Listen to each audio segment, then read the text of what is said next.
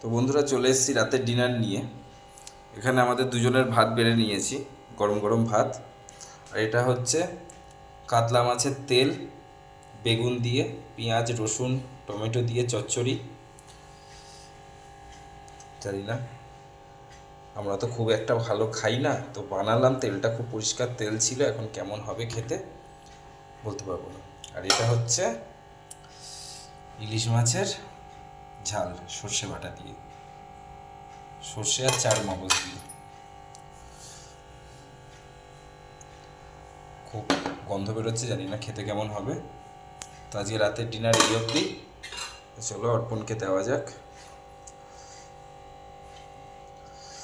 দিয়ে দিয়েছি অর্পণকে। এর মধ্যে মাছের ডিমও আছে।